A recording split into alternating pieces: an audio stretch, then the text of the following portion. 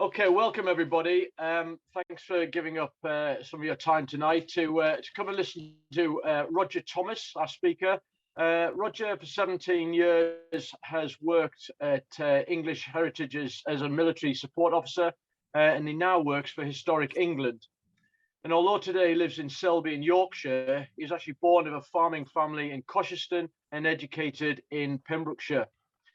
Now, he's quite a busy man. He provides advice to various individuals, organisations, TV production companies, Planet, and in the past, the Pembrokeshire Coast National Park. And in that capacity, he undertook some while ago a 3-month survey and wrote a report for the National Park entitled A Survey of 19th and 20th Century Military Buildings of Pembrokeshire.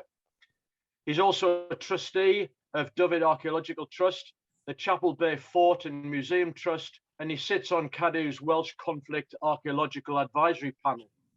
So who better is qualified, do you think, to talk to us tonight about a Woomph and a bang? Roger, can I hand over to you? As I say, I've been looking at Milford Haven, the defences of Pembrokeshire, for a very long time, because Pembrokeshire in the far southwest of Wales, sticking out well into the Irish Sea and into the North Atlantic, it has obviously always had a fairly strong strategic value. And of course, during the Second World War and the First World War, Milford Haven itself was used for convoy groups and assembly, and also for storage of all manner of goods. Consequently, as a county, Pembrokeshire's got one of the densest levels of military buildings anywhere in Wales, and possibly even in some parts of England. There's only the likelihoods of Kent and perhaps Essex and Suffolk that might have had a higher density than we have in Pembrokeshire. And it's across the whole county. Don't just think it's on the coast. There are features well inland, and today most people don't even recognise there's anything there.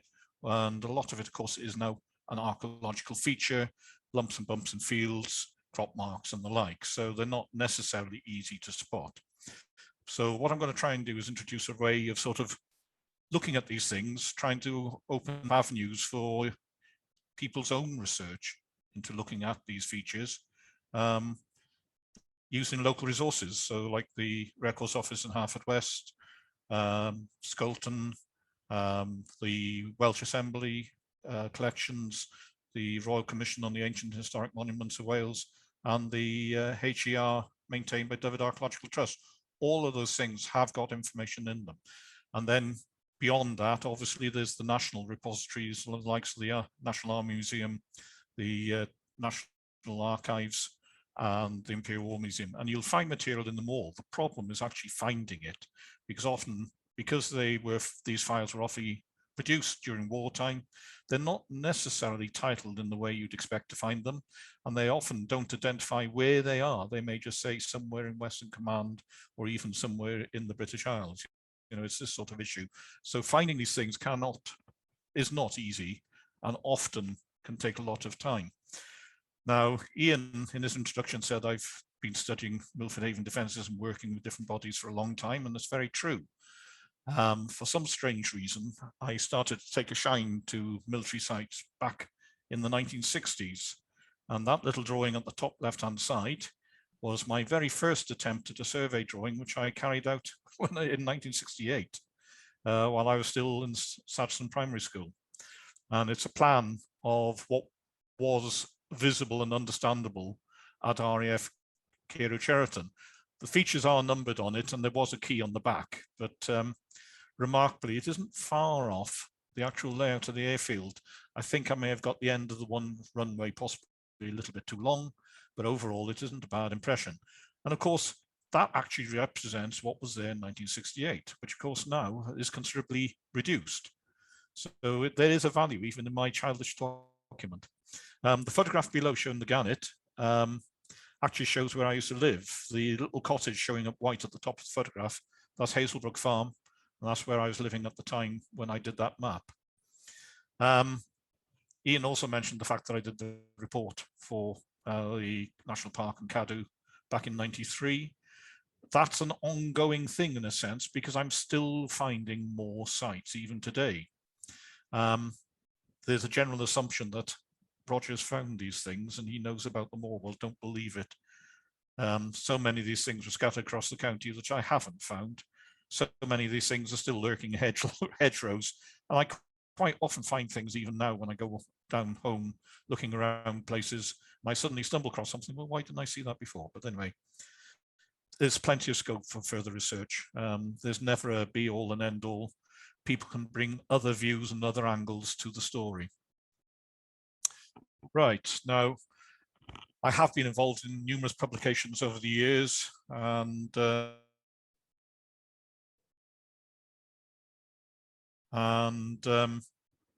my name does pop up fairly regularly, although I very rarely have prime position on the cover of books. I'm normally in books which are edited rather than being one which has me on the cover as being an author. But there's lots of features and lots of things that I've covered beyond this, because I am actually interested in 18th and 19th century fortifications, probably more than the 20th century, but I've seemed to have gained the reputation of being a 20th century specialist. And that picture at the top right-hand side showing the trenches, that's up in Northumberland, but the actual trenches themselves do remind you very much of the sort of trenches we got down at Penally as well. And I'm not touching on them tonight because they're well known, but I'll sort of try and look at things around the coasts as a whole and throughout the county. Right, so starting point, it's a case of really keeping your eyes open, and this is very much the case at Carew when you go to the Sunday market. RNAS Pembroke was the first flying establishment, true flying establishment built in Pembrokeshire. This upper photograph is a late wartime period, and you can see it's a late photograph because in the background over at Haysbrook Farm, you can see 3 hangars, and those are best known hangars for aeroplanes rather than airships. But the establishment in the foreground was for airships. Now, all of that was dismantled in the early 1920s and was sold off both for scrap and as salvage and reuse. The Women's Institute at Carew for a long time occupied a First World War hut. The cricket club at Lamphey had a First World War hut as their clubhouse for a long time. But gradually these buildings are disappearing. The reading room at Hundleton probably is now the most readily visible First World War hut that's left in Pembrokeshire. But in the bottom photograph, you can see the Sunday market site, and you can see the crop marks very clearly of those large sheds with the windscreens you can see in the background of the top photograph. And I've walked down there in the summer, and you can literally sort of almost jump between those stanchion post marks where they're getting the crop marks. They're readily visible, yet people don't see them because they're just not thinking and connecting what these little parch marks are in the ground. So that's immediately adjacent to the control tower, which you can see in the bottom right hand of the photograph. Now, the assumption is that airfields are these areas with big concrete runways and the like. Well, in fact, most early airfields were grass airfields, often only with tent facilities and even the hangars, like these Bessinos here in this view of RAF Flimston. There's a remarkable few people who seem to realise that there was an airfield at Flimston. You can see the chapel and the farmhouse in the background of this photograph, which was taken in 1939, not an awful long time before the site became part of the tank range.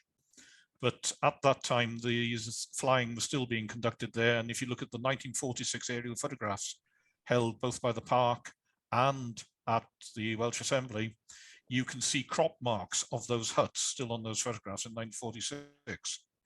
Now, this particular airfield was established as a liaison for aircraft who were towing target socks for the anti-aircraft gunners at the newly established School of Anti-Aircraft Artillery at Manorbier. And Manorbier itself eventually got its own airfield. And most of that site is still pretty clear, except for the northwestern end of the top runway, and that's where the married quarters are now, which of course have been sold. But you can see the layout of the site, and the little things I've added with numbers against them were actually defences. They were pillboxes, and the ones which were called 1661 were things called Pickett-Hamilton pillboxes, which were hydraulic tubes of concrete.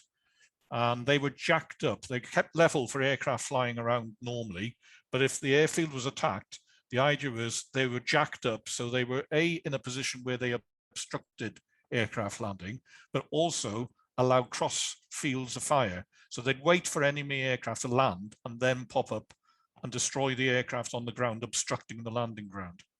And the pillbox defences around the outside face both inwards and outwards. And this whole idea of covering an airfield with fire inwards applies to a lot of the airfields in Pembrokeshire. Angle and Carew Sheraton were both defended in the same manner. This photograph from 1946 shows the extent of the actual technical buildings at Manorbier. They've gradually disappeared over time, and for a long, long time, the footings of the hangar, which is the big black structure, remained for quite some time, and some of the huts in the top field survived. But gradually over time, they've gone. But you can see there's a football field there, and that football field persisted after the camp, but eventually it was transferred to the other side of the road. Now, this is what most people would envisage as an airfield, and this is RAF Brodie. But as you can see, when you look at these photographs carefully, even Brodie changes in plan and layout over time. And there were extensions to the runways. The area where there's these spectacle hard standings on the left-hand side of the image became 3 hangars. And this was all part of the development when the Royal Navy were there as RNAS Goldcrest, HMS Goldcrest. Later on, Brodie became a dispersal site for the V-bombers.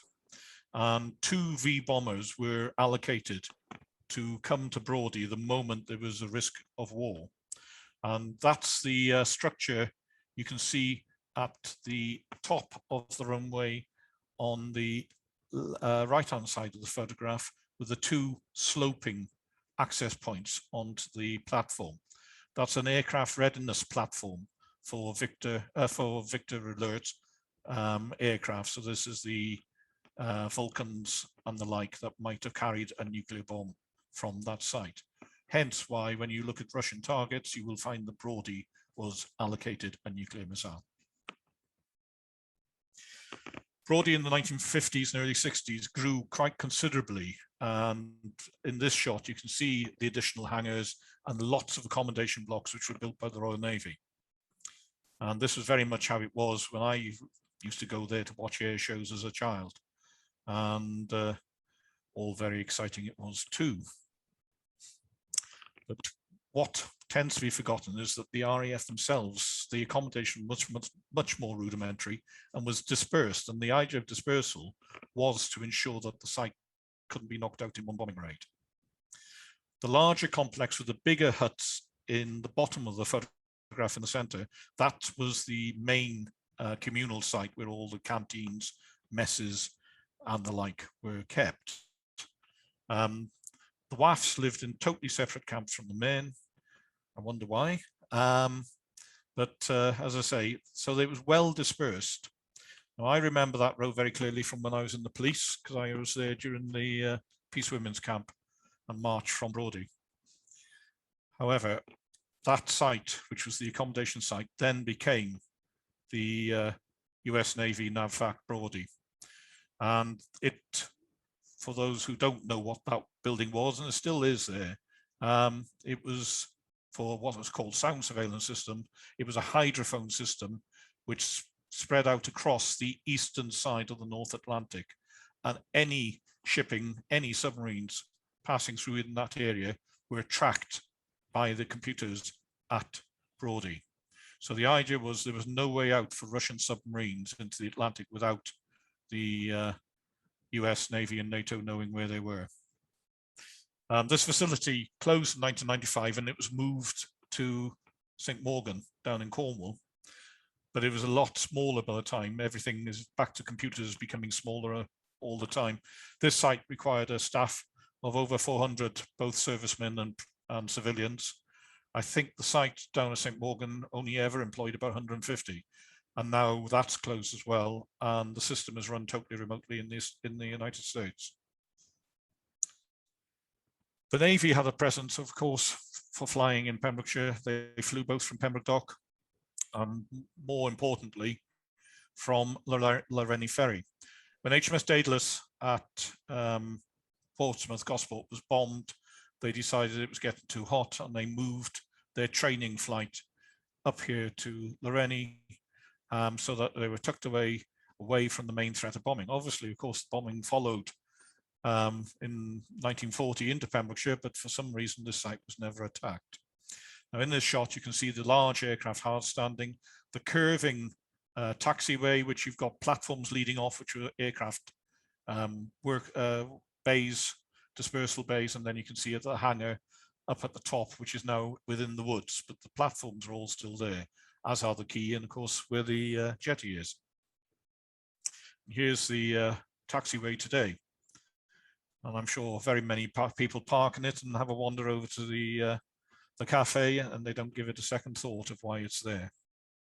If you look, it's a concrete surface with a very thin layer of tarmac, and that tarmac's not there to provide grip, it's to actually camouflage the concrete, because fresh concrete, when it's laid, shines up at night. So the best way to hide it is just to put a thin layer of tar onto the surface. Now, one of the things which very few people realize is that bombing and machine gun training was given to the airmen flying from Llanrhenni, and this is the confluence of the Cleddau. And in the bottom right-hand side, you can see the road going across the bridge at Land Shipping. And if you look very carefully, you can see there's a little arrow just above it on the headland, which I'll zoom in onto. And there was actually two of these either side of the channel there at Land Shipping. And the arrow actually points to where the targets are for the aircraft to recognize where they are. The frames on the ground in front of it were to give information on what could be fired and which direction wind was and the like. And then the building which is shining up is, sorry, the building with the flat roof rather, is the quadrant post. Now both quadrant posts still survive, and this is the one which is at the southern side. They're identical buildings basically, and years ago I did suggest to the park that perhaps they ought to look at converting the northern one into a bird observatory, because it's just standing there derelict and it's overlooking the marshes, ideal location, but nothing has ever happened. Now we come to anti-invasion. Most people know what a pillbox is, and these concrete defences popped up all over the country. Well, in actual fact, it took a while for these to appear everywhere, and most were built to standard designs. This particular one at Bethany Farm is a standard type 24, which is an irregular hexagon plan, which you can see in this photograph. And the loops have been altered and changed according to situation. And it's based on a standard drawing that was issued at the beginning of mid-1940. And you can see it's the one on the top right-hand side. Those are all various permutations. There were others which were standard drawings which are recognized. There's so many designs out there which most people, we haven't been able to find any design drawings for, but it's highly unlikely that they weren't first designed by one of these departments. However, Pembrokeshire is a little odd. We have what's locally known as the Pembrokeshire type pillbox. It's a permutation of one of those designs in that earlier drawing, a type 23. However, this one is different. They are most definitely a different pillbox. And this one at Llanrhenni is probably the easiest of them all to see. In fact, I think it's easier even to see now than it was when I took this photograph. And they have this plan, which you can see on the left-hand side. And you have a rectangular chamber, and you have two loopholes on the face facing the direction of attack.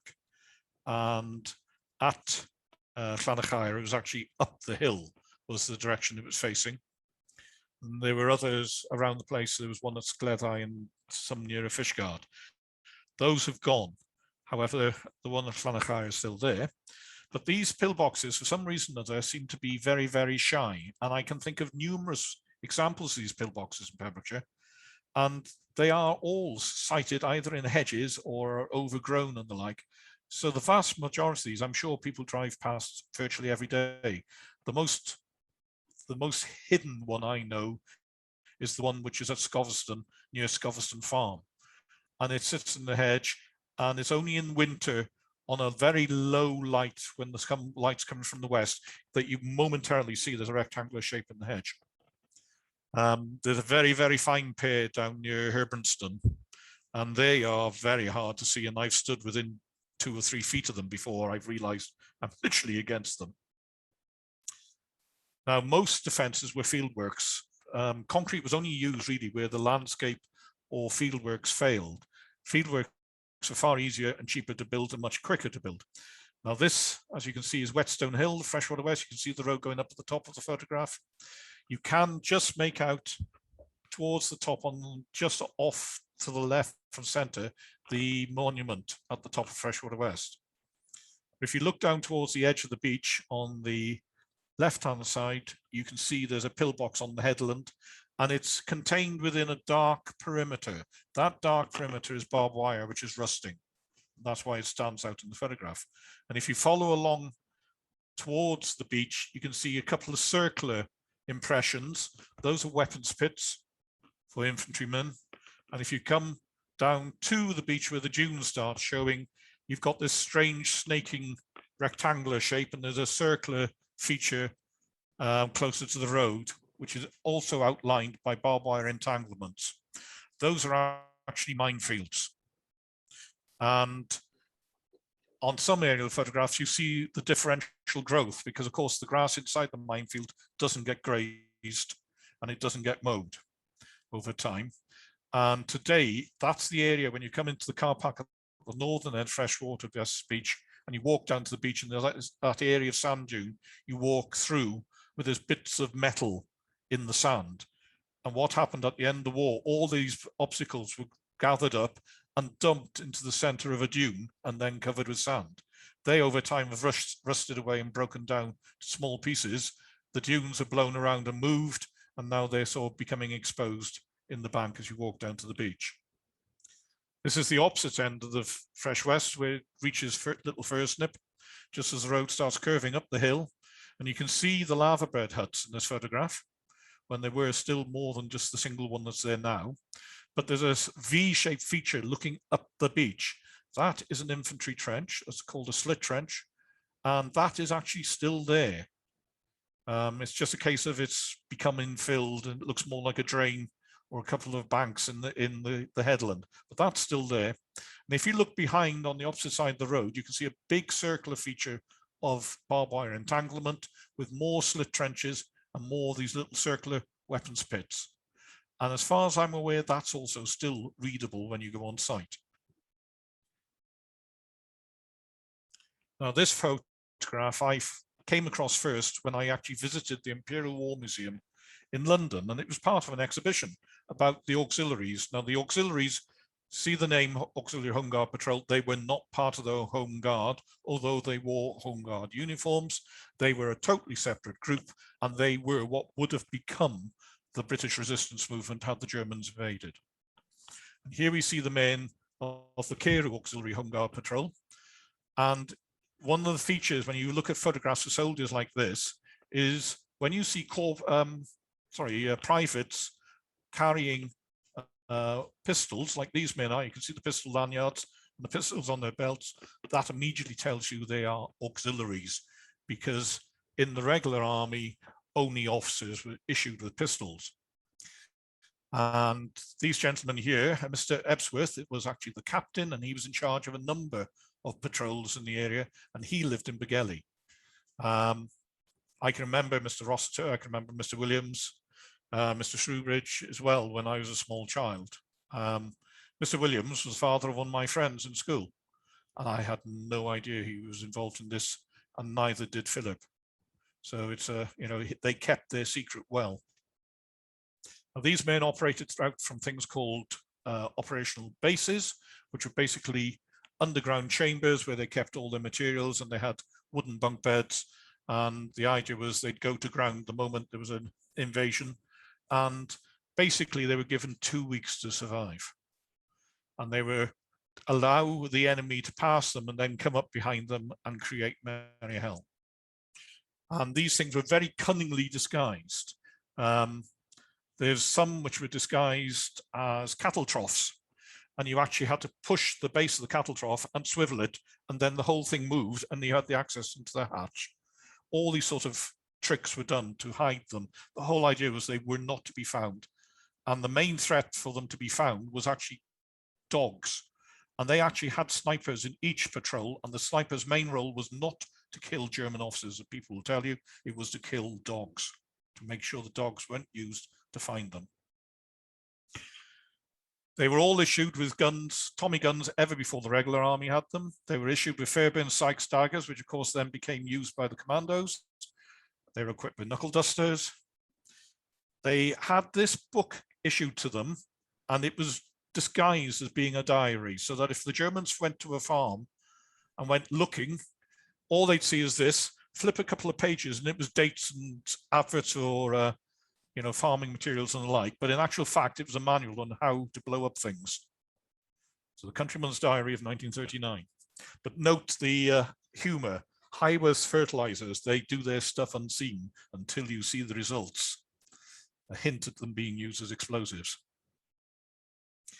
Now, going around those sites today is if you do come across these sites, you've still got to be very careful, because often these things are lying around in the ground. This is a time pencil, which is a way of detonating explosives after so long before you know, when you've actually done a scarper.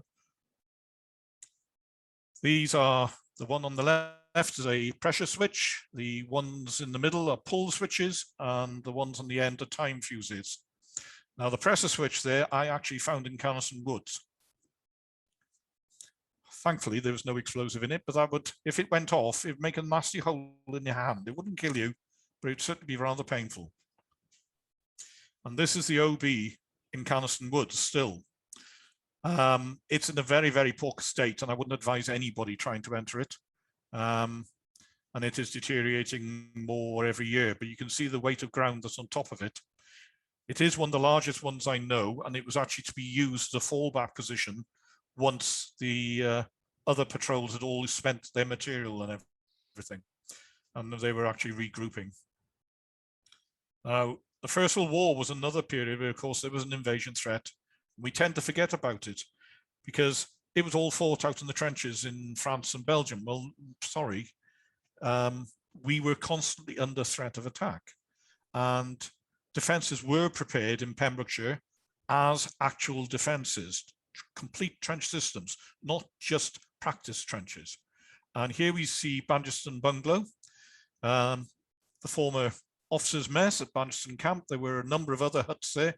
The smaller photograph shows the ablutions block.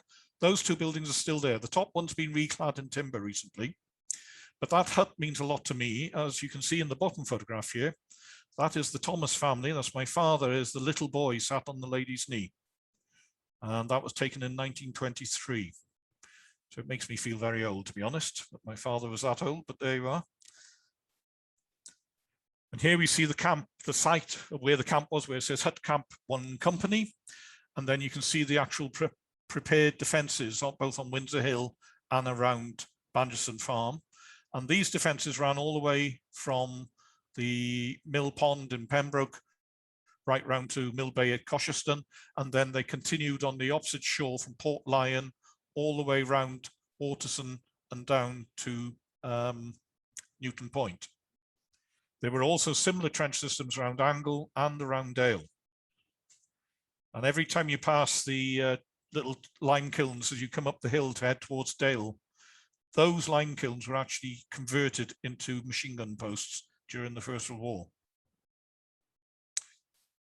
One of the things is everybody thinks concrete was built for pillboxes. The vast majority of pillboxes were not built of concrete. They were built of sandbags. And there were large numbers of them, hundreds of them in the county, but there's no trace of them today, very little trace. And they can be in places you wouldn't think anybody would be bothering to defend. But here you can see near to Croesgoch, on the road going to St. David's, there was a group of these sandbag pillboxes. Now, occasionally you can find evidence for them. And one of the easiest ways is actually to travel around the county with your eyes open to spot deer park fencing at road junctions. And the deer park fencing was not installed by the county to enable better fields of view up and down the road when you come to drive round the corner. They were installed to allow better fields of fire from these sandbag pillboxes.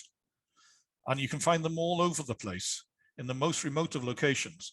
This particular one, a Slade Cross at Colchester, became apparent when they were starting to clear the land for building the new road.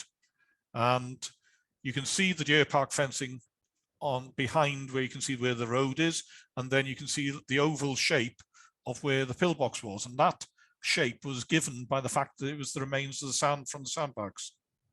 There was a similar one of these on the cross in Colchester village itself. Now, the defences were improvised often, and some of them were there to actually protect other sites. Now, this is East Blockhouse, the Henrikian artillery blockhouse, which was used as a pillbox during the Second World War to defend East Blockhouse Battery. Now, the section of wall you can see with this embrasure cut into it has now fallen off and is no longer, but the brickwork there in the foreground is still there, and that was all part of building this pillbox. And I'm afraid I didn't put a photograph. I meant to look for one. There is when that loophole was cut, one of the men doing the work actually inscribed his name in it and dated it as well. Nearby, obviously, East Blockhouse overlooks Thorn Island. Now, going back a bit further in time, we go back into the 1850s, and this is the period of the last gasp of sailing ships. And Thorn Island, Dale, and West Blockhouse were all built to protect the entrance of the haven, and they were designed to be using what was the most sophisticated smoothbore muzzle loading gun. This is what people would call a cannon, but in actual fact, this was quite a sophisticated gun. It fired a cannon round which weighed 68 pounds, and it could be traversed rapidly on these racers and follow a ship and keep firing at it. However, technology advanced very, very rapidly, and you start getting the later forts being built in the late 1850s, early 1860s, and running on into the 1870s. And Stackcroft Fort is a classic case, because that site, as I say in the caption, 2 forts for the price of 1. And the fort you see now is not the first fort on the stack. And the wartime photograph I put there, 1960, and I put that in just to compare, so you can see where there were anti-torpedo boat guns up on the roof of Stack Fort. And you had the crane on the jetty as well for supply. But inside, you have got a gun tower built in 1850. And this gun tower goes with Thorn Island, Stack, and West Blockhouse. And in the top photograph, this is a very early photograph, there are workmen in that picture, but they're all moving too much for the length of exposure to appear, apart from the 2 men standing on the left-hand side on the wall. But this is building what was known as the carcass of the magazine, and this was completed in 1863, running into 1864. And it had to be altered a number of times while they were building, because the guns on the ships became ever more powerful. So each time they built it, they found they had to thicken the walls. So it was altered on a number of occasions. The gun tower itself became the officer's mess. Now, if you look, there's a change of level. In the bottom photograph, the coping is the coping at the top of the photograph in the top image, and that was where the gun platform was, where there were 3 guns and a shot furnace for heating shot to being red hot to hit, to set fire to timber ships. But later on, that became rapidly obsolete. So when they built the new fort, they actually built the officer's mess on top of it. Come the end of the 19th century, we have Chapel Bay, built in the 1890s. Very, very different beast. All the other forts are large, imposing structures. Chapel Bay is sunken into the ground. It's designed to resist longer trajectory fired shells. Its slopes are designed to deflect shells that are coming in. And the guns themselves were capable of firing 360 degrees in all directions. And in fact, the gun emplacement in the foreground was designed so it could bombard freshwater west. Now, the Chapel Bay itself is going to be open this year. It's been closed since lockdown, but after Easter, it will be open again on a limited basis. But that's partially due to the volunteers who actually do most of the work at Chapel Bay being of a certain age where they are at risk. So gradually, it's only now it's starting to be opened up again. But while there has been lockdown, a lot more work has been done inside the fort to restore it and to improve the exhibits as well. Following those, in the early 1900s, you get new gun emplacements for new guns, breech loading guns, built at South Hook, West Blockhouse, East Blockhouse, and you have those quick firing guns at Stack Fort, and you also get guns installed at Chapel Bay. The 6-inch gun was capable of firing to 2,500 yards. The 9.2-inch gun was capable of firing to 18,500 yards. And here we see a shot of West Blockhouse in 1938. But you can see steps going down and ventilators on the buildings, and they were for this structure, which you can see in the top drawing, which you can see cartridge stores, magazines, mains shelters, and the like. And the area where the blue steps are is where those stairs go down with the handrails you can see in the bottom photograph. These magazines and these gun emplacements were used until 1956. The guns were firing at ranges where things were literally at the horizon, and accurate range finding had to be undertaken. And the fire command post for all the batteries on Milford Haven was in the old High Light at St. Anne's Head. The plotting room was actually in the drill hall in Milford Haven. So that structure now, which I think is it for sale, or is it been sold recently and been used as holiday accommodation? That observation post on the top, which everybody thinks was part of the Coast Guard, it wasn't. It was actually designed for the military themselves. Coming on into the Second World War, other concerns start to develop, chiefly protecting your guns from air attack. So rather than having the guns in the open, you start building gun houses around them. And here we see Soldiers Rock battery at St. Ishmael's. And Soldiers Rock was an emergency battery. Basically, they obtained former naval guns from gun stores and installed them at points up and down the country where they needed additional defences. And in Pembrokeshire, you had a 2-gun 6-inch battery at Soldiers Rock and also at Penrhyn and Fishguard. Now, the photograph here, if I had time and a pointer to show you, you can actually make out where the minefield was running around the perimeter. But this is what the gun emplacements looked like. This is a 6-inch Mark 12 gun from HMS Enterprise, which was a First World War cruiser, which was still in service in the Second World War, but had been rearmed. But the guns weren't abandoned. The Navy always hung on to everything they had to make sure they had reserves, and they allowed these guns to be issued to the Army. It was a pretty exposed spot to begin with, particularly the men were in tents. Imagine living on the headland facing straight out to the Milford Haven in tents. But in the end, they got all these various buildings built. Now, if you walk along the coast path there today, you will not see these structures because these particular ones are in all the undergrowth and gorse on the seaward side of the coast path and have been fenced off because they're dangerous, because the cantilevered roofs have now started collapsing because the steel which was used is so badly corroded.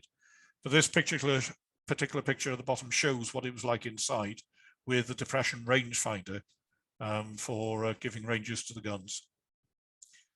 There's also 2 searchlight emplacements at Soldiers Rock. And again, the cantilevered roofs have collapsed, which is a bit of a shame. I'm working with Cadw at the moment, trying to ensure that methods of conserving them are available at other sites in Wales where they haven't collapsed as yet.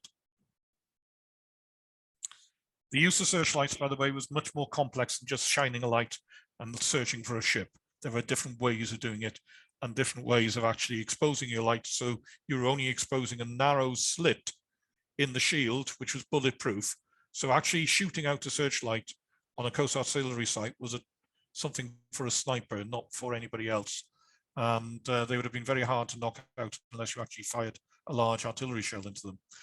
Back at Soldiers Rock, you've got the engine room which powered everything, and you have still got the 2 gun houses where the guns were, and you can see the bolts for the holdfast for holding the guns down.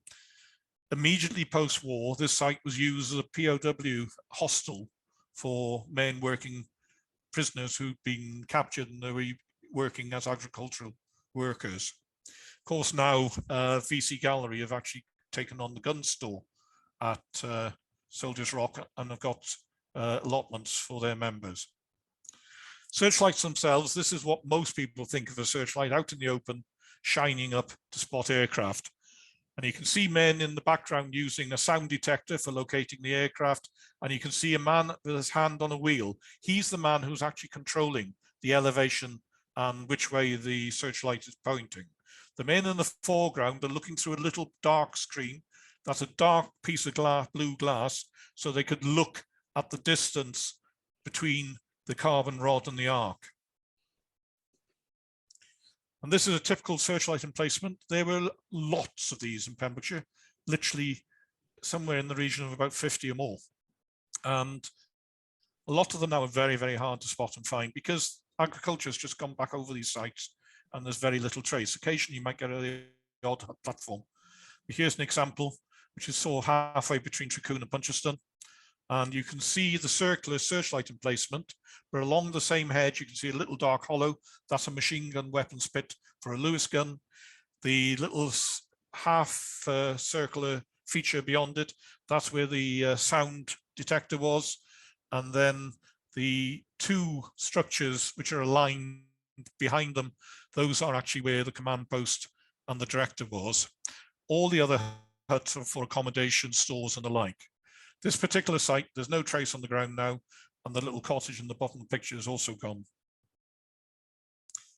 This is a typical searchlight emplacement, and one of the places to go looking for these, strangely enough, is an old Iron Age promontory forts.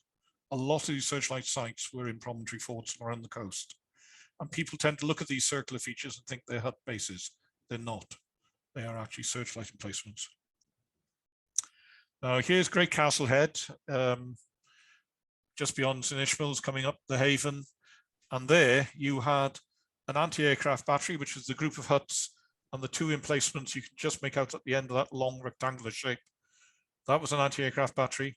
The huts in the ditch of the Iron Age fort, that was where there was a searchlight battery, and the little white blob shining up beyond the perimeter of the lights, that is a mine watcher's post.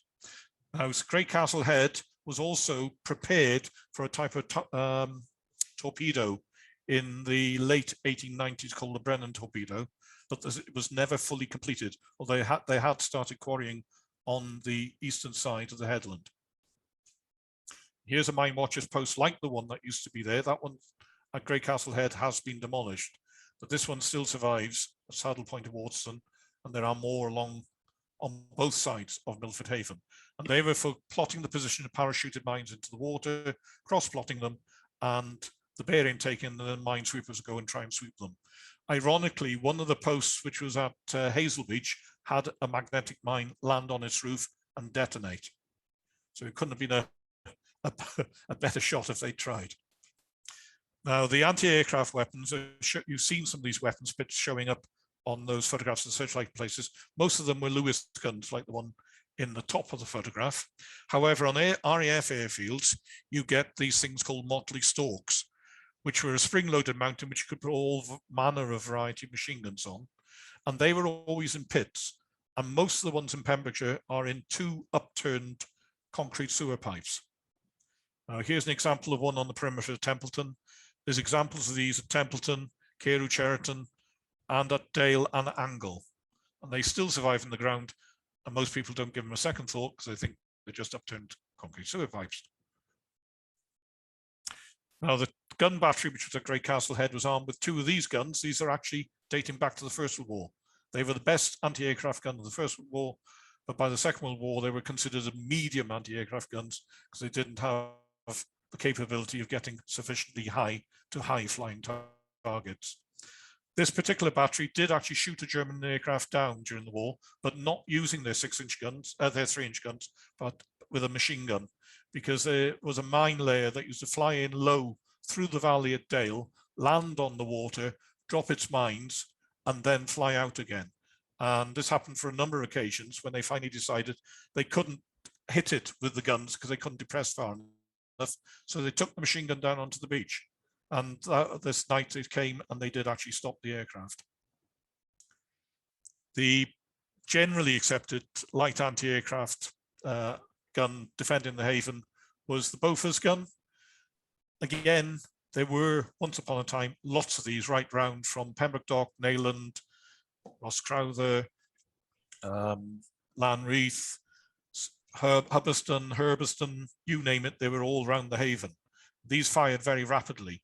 But now when you go looking for them, I can only think of two emplacements that survive relatively intact.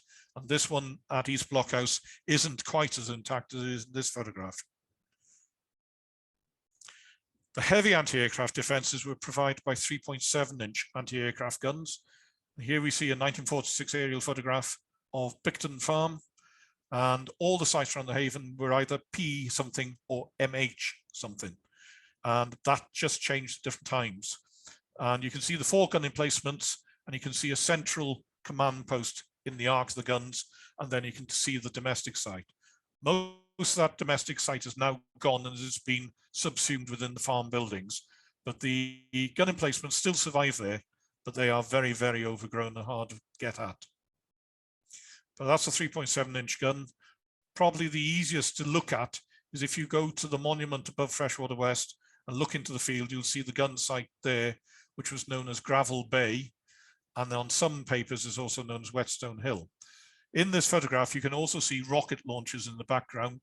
The only place in Pembrokeshire where these were used was to defend the radar stations, and we'll come to them later on. Accommodation for all these sites had to be found, and initially it was all in tents, but eventually production got into a step, and you get these huts being built. Here we see the Royal Naval Fire Station on top of Golden Hill in Pembroke. That was established there after the original fire station in the dockyard was hit by bombs. Now, when people see huts like these, as soon as they see a semicircular shaped hut, they call it a Nissen. Well, I'm afraid the Nissen is very much like the Hoover. There's about 7 different varieties of huts which are curved in profile. This particular one is a Turner's curved asbestos hut, and the tensile strength of the structure was actually in the sheeting. The sheeting was curved when it arrived. There's no framework with these huts, and all that gets left often is these brick gable ends. Here's a drawing of the two obvious types, the Nissen and the curved asbestos. Nissen was actually on a steel frame, and you had sheeting running both horizontally and vertically, whereas the curved asbestos was on little carrier walls, and as I say, it was the tensile strength of the sheets themselves.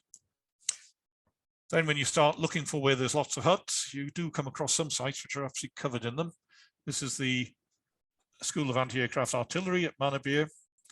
And as you can see, is a massive area of very, very densely packed huts.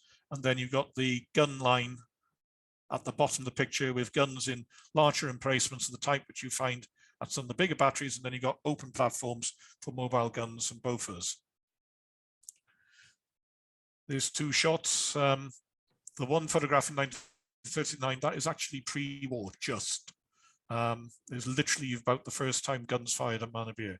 Eventually, a much more formalized arrangement developed, and you can see it in this bottom photograph.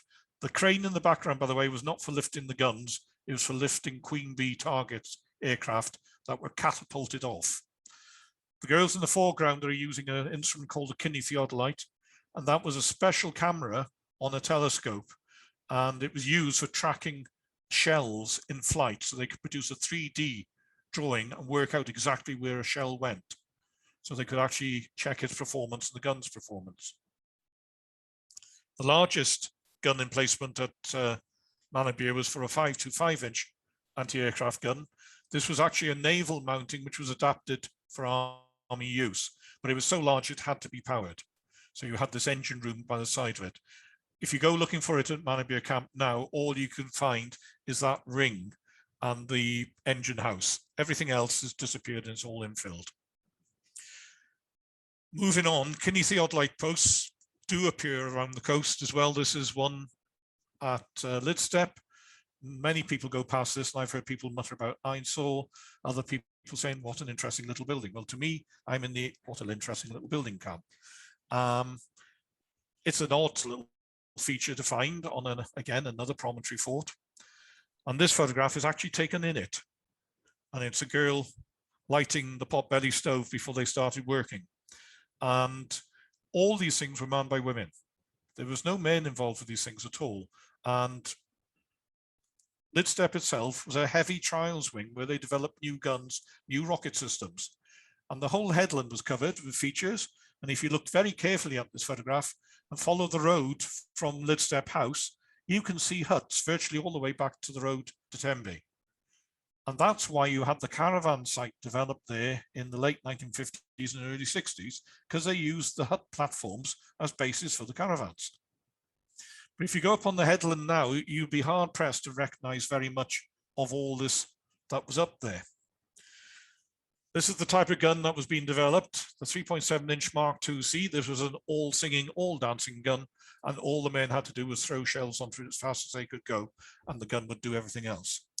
And a special emplacement had to be developed for the gun to ensure that they weren't tripping over one another when they were running around following the gun when it was traversing. And this is the emplacement you can see at the top left-hand side, which was at Lidstep. But I'm afraid to say the National Park gained money from the Welsh Development Agency to clear derelict military buildings. And this is one of the ones that was levelled. But the gun holdfast is still there on the headland. So there's still evidence of this thing when you go walking along the top of Lidstep Head. Radar stations, obviously, when you have anti-aircraft guns, you've got to know the enemy's coming. And yes, you had the Royal Observer Corps who tracked aircraft once they crossed land. But when the enemy was out to sea and many, many miles away, you had to find a way of tracking them. And chain home radar was the first system used in Great Britain. It started in the southeast and gradually crept around the south and up the west coasts. And the west coast was a simplified version using pencil masts, which you can see in the foreground, 4 of them. And then the tall wooden towers are actually the receiver towers. The nearest tower is actually another thing called a variable elevation beam, and it was used to try and actually gain an accurate fix on the height of an enemy aircraft. And this is Folly. So the beach you can see in the top corner is the southern end of Newgale Beach. And most of these buildings that are associated with Folly are still there, and the accommodation for it was up at Roach Gate. There are still a couple of huts up there and an air raid shelter at Roach Gate as well. But what you've got to realize is that radar at this stage wasn't sweeping the circle, it had lobes, and the lobes spread out and intersected with the next station in the chain. And you had to have filler lobes and secondary lobes to make sure there wasn't gaps in the coverage. And obviously, if you were a cunning enemy pilot, you could fly very close to the ground and fly under it all. So we developed another type of radar called chain home low. And this is an example of chain home low radar station at Strumble Head. The buildings are still there, although some of them are starting to collapse, particularly the domestic site. But this was a rotating aerial. And again, originally, the first one was up at Trenewydd. And there you had 2 separate aerials. One was a transmit and one was receive. And these were actually pedaled around by men using little bikes as a means of actually turning the aerials. But the problem came when you had high winds. You try and pedal against a high wind, rotating something like that. And in the end, they did put power onto them, and they put both the transmitter and the receiver onto the array. Most of the operators were women. Most of them came from inland, miles away from any coastline.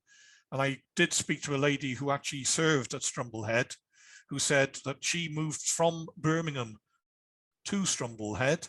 She'd never been away from home. She'd never been to the coast. She'd never seen a headland where there was a large cliff, and she'd never felt an Atlantic wind.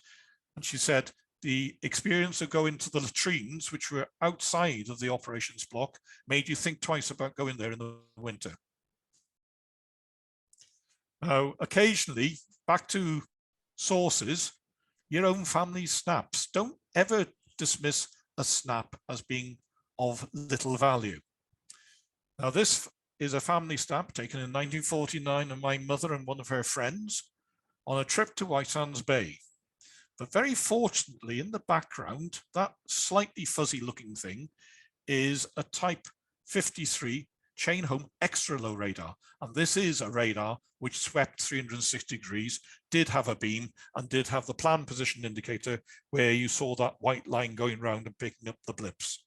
Because all the other screens all had little spikes on them to work out distances and bearings. And this had a big parabolic disc on the top, and the round shape you can see at the bottom is actually a Nissen hut.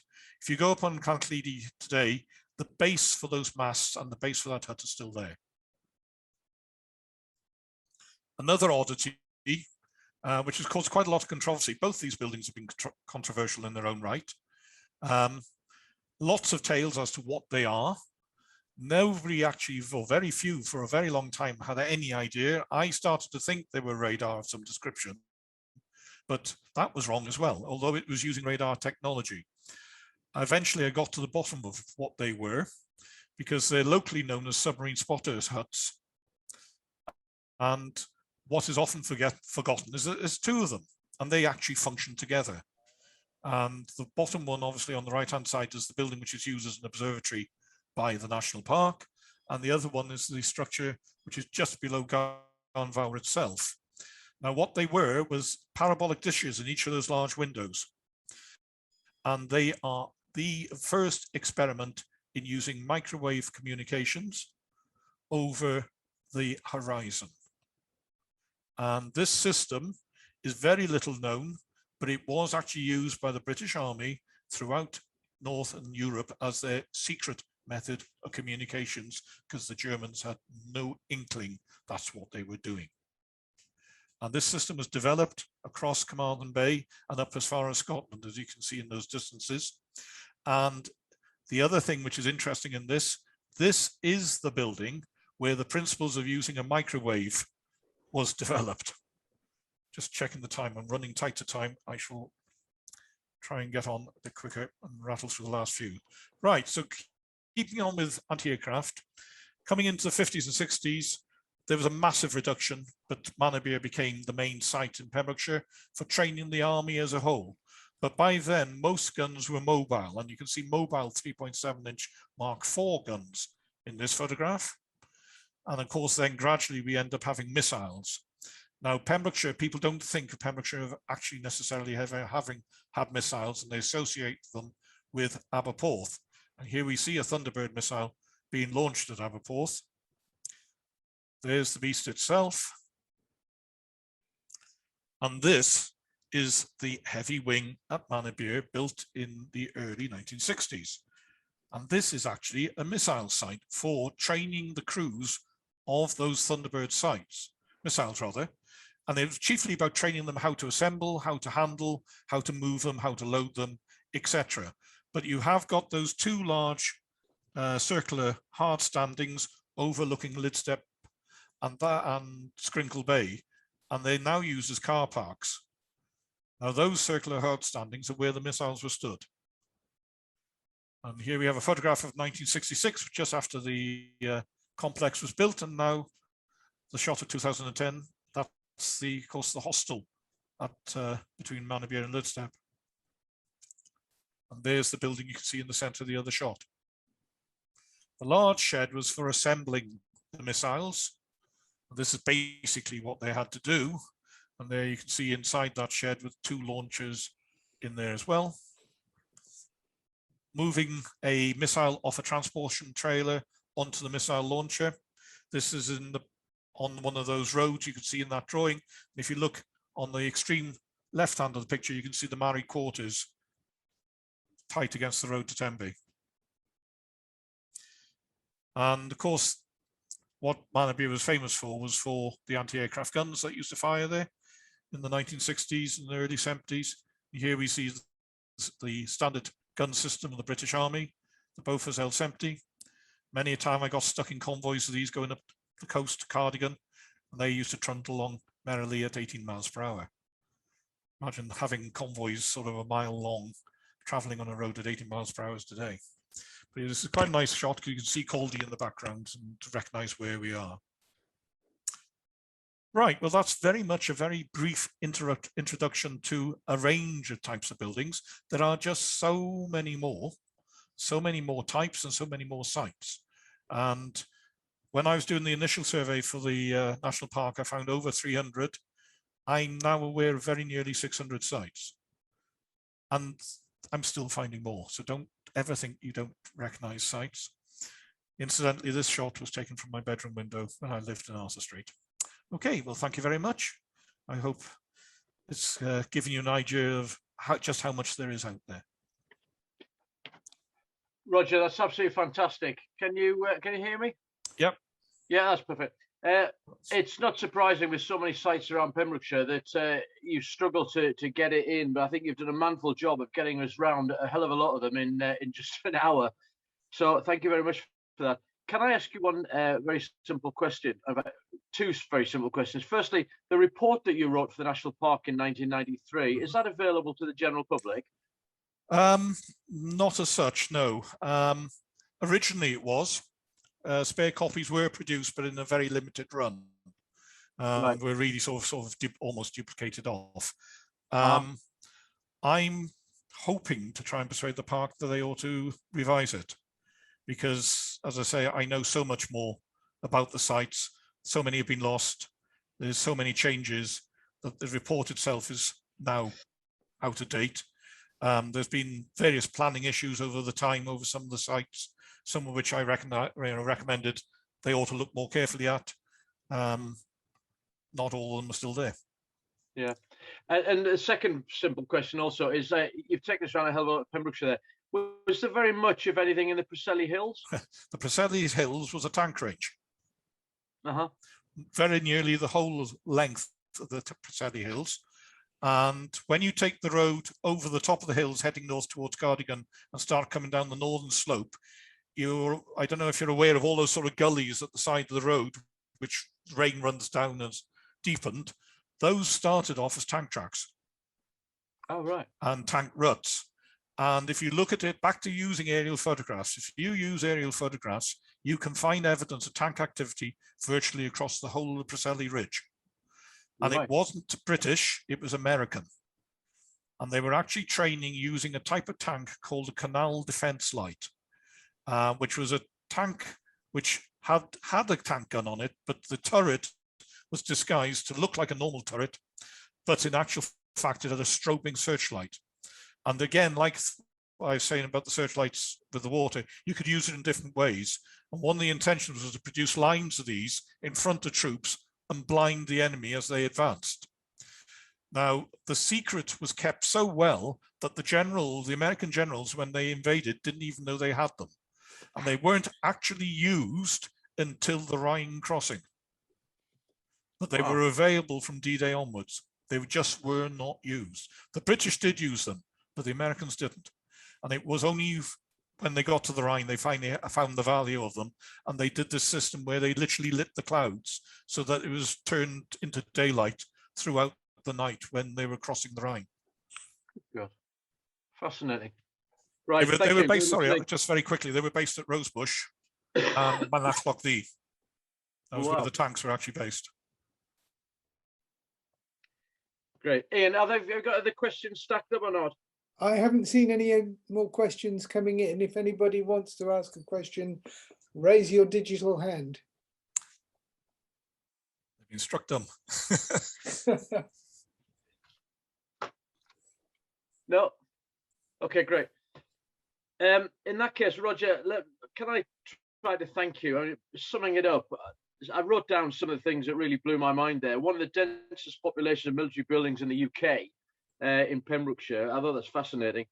And also the fact that Bawdy was allocated a nuclear bomb because of the Vulcan bomber base there. I had no idea about that at all. I think that's a fascinating little factoid. So thank you for that. What I'm very, very much hoping, and you and I talked about this yesterday, is that in perhaps about September time of this year, we hope to be able to take advantage of your time and have a sort of live event, if you like, where we might go out and have a look at some of these places. And the thing that really fascinates me is, and again, something I had no idea about whatsoever, was the fact that we had First World War fighting trenches here in Pembrokeshire. I knew that there were trenches down at Penally, but I assumed that they were training trenches. But the fact that we had them up here because of a worry about invasion was something that has completely and utterly never entered my knowledge base whatsoever. So it's been fascinating. I've loved every minute of this whole presentation. I just feel like I've got a million questions I'd like to ask, but I don't want to hog the floor. But if you lived in Chares Cross in the First World War, there was a camp there with over 1,000 men in it. Yeah, who manned those trenches. Absolutely unbelievable, unbelievable. Anyhow, Roger, thank you so much indeed for your time. It's been absolutely brilliant. Later in the year, like I say, when we can get together with you, I'm sure there'll be a lot of the friends who want to come out and have a really good chat and an opportunity to sit with you and pummel you with more questions and find out more about this place. But it's been absolutely wonderful. Absolutely wonderful indeed. Wonderful effort. I hope you all enjoyed it anyway. Yeah, absolutely brilliant. So on behalf of everybody, many, many thanks indeed. All right, thank you very much. Cheers.